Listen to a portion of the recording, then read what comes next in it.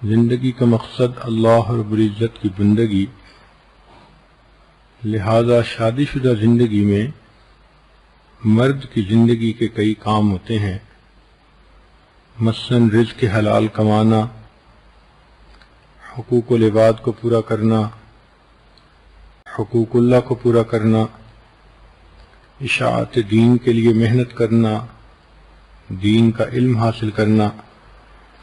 اسی طرح گھر میں عورت کی بھی ضروریات ہوتی ہیں، ذمہ داریاں ہوتی ہیں، مثلاً بچوں کی پرورش کرنا، ان کی تربیت کے لیے فکر مند رہنا، گھر کے کام کاج سمیٹنا، اللہ کی عبادت کرنا۔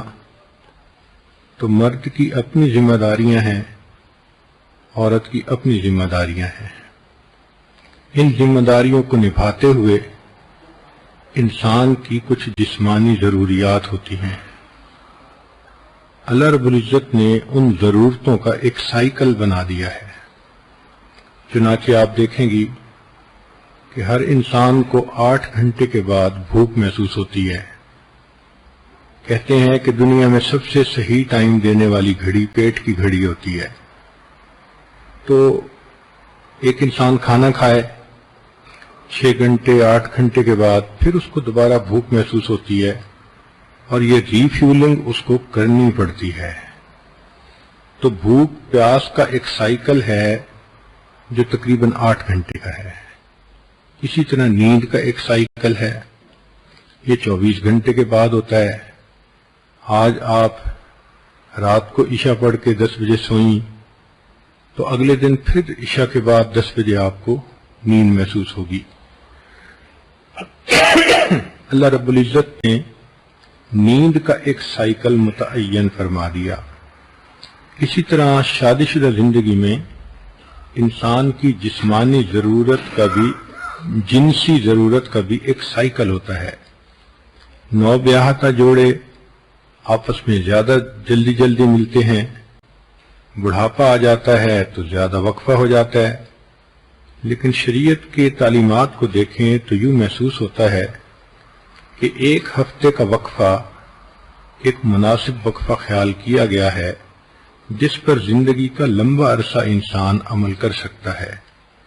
اسی حدیث مبارکہ میں ہے، جمعہ کا دن چونکہ شریعت کے مطابق ویکینڈ کا دن ہوتا ہے، چھٹی کا دن ہوتا ہے، تو فرمایا نبی علیہ السلام نے، من غسل واغتسل یوم الجمعۃ، جو خامن جمعہ کے دن خود بھی نہائے اور بیوی کو بھی نہلائے۔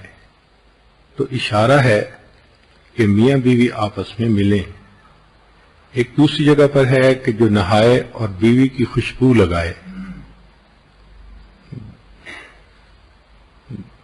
تو اس سے بھی اشارہ ملتا ہے کہ اس دن کا نہانا شریعت کی نظر میں صرف میل کچیل دور کرنا ہی نہیں، بلکہ دل کے خیالات کو بھی پاکیزہ کرنا مقصود ہے۔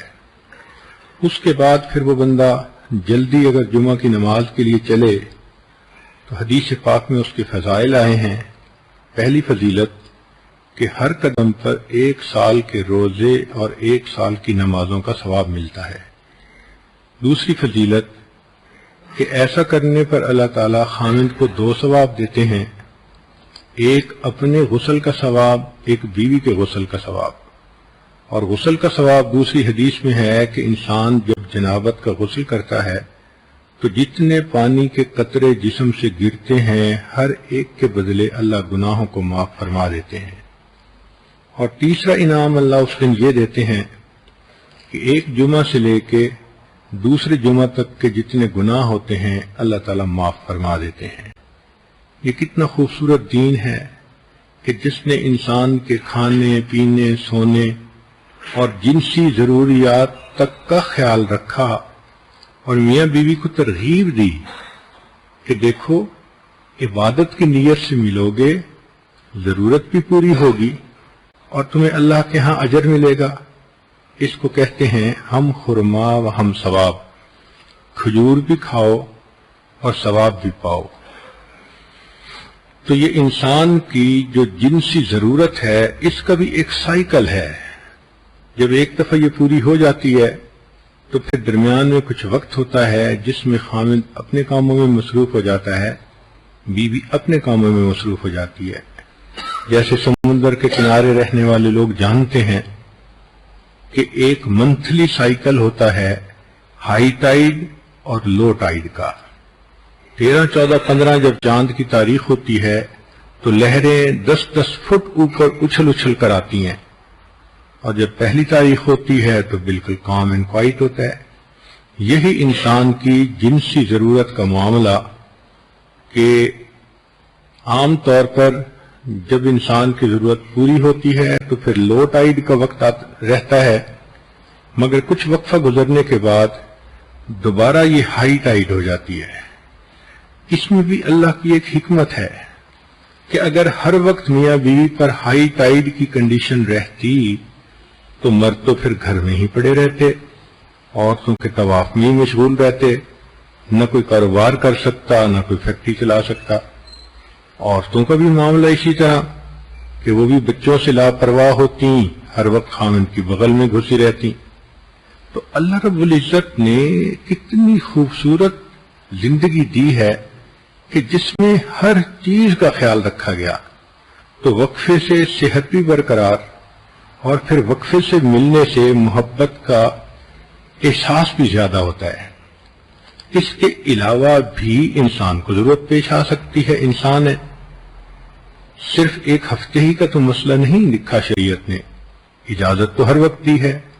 چنانچہ شریعت نے کہا کہ مرد اگر باہر پھر رہا ہو اور اس کی نظر کسی غیر محرم پر پھرے اور اس کے دل میں اس کا خیال آ جائے تو نبی اسلام نے فرمایا کہ اس کو چاہیے کہ گھر آئے اور اپنی بیوی سے مل لے، جو کچھ اس عورت کے پاس تھا وہی کچھ گھر میں بیوی کے پاس ہوگا۔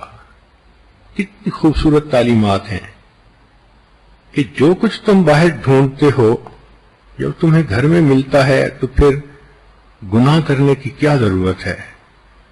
اسی طرح نبی علیہ السلام کی سنت مبارکہ ہے، جب آپ سفر پہ تشریف لے جانے لگتے تھے تو اپنے اہل خانہ سے ملاپ کرتے تھے۔ حدیث پاک میں ہے کہ حجۃ الوداع کے موقع پر نبی اسلام نے احرام باندھنا تھا تو جتنی ازواج مطہرات ساتھ تھیں اللہ کے حبیب صلی اللہ علیہ وسلم نے سب کے ساتھ وقت گزارا۔